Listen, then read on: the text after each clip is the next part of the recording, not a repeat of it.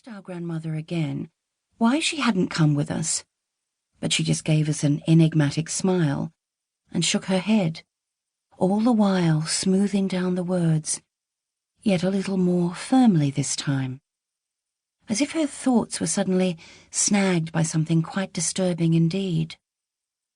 She looked up at us and said that everything was for a time and a reason, and now was the right time for this secret book.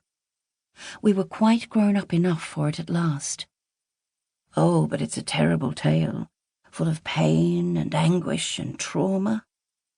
It's a ghost story, a haunting, or perhaps a horror story. You be the judge. Someone, who shall remain nameless, immediately decamped, declaring they weren't in the mood for horribleness of any kind after such a lovely day. Perhaps it was the thought of their beloved Willowbrae, presented as quite something else, that pushed them from the room. Our grandmother smiled in challenge to the rest of us. "Are you ready?" We expressed our immediate enthusiasm. "Excellent. And it's quite the night for it, I think," for the rain was setting in. "Draw the curtains on all that thundery bluster. Gather in, make the circle tight. I'll feed up the greedy fire." By this stage, our mother had quietly returned. Our grandmother held out her hand to her. It was squeezed in return. "Who wrote this?" someone piped up. "Shh, be patient." Our grandmother shivered a little flinch, which only made us want to start immediately, for we loved our puzzles and games. "As the guardian of these words, I've kept them obedient and quiet for a very long time." She looked at our mother, who nodded her assent. "Too long, perhaps, but I think you're ready now." Her voice cooled as she told us that our beautiful, immaculate Willowbrae was a house of denial, a house of amnesia, and that this was a cautionary tale. She told us that Willowbrae had closed its eyelids upon the truth and shuttered its past.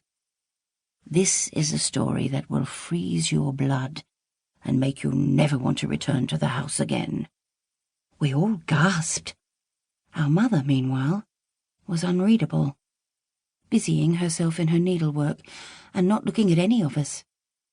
The nameless one who had decamped had quietly returned, unable to resist the lure of all this. "So, make yourselves comfortable, my lovelies," our grandmother continued. "Blankets for knees, shawls for shoulders. Come, sit close. We need to be able to touch, to hold each other if we want." We settled in, quite thrilled at whatever was ahead.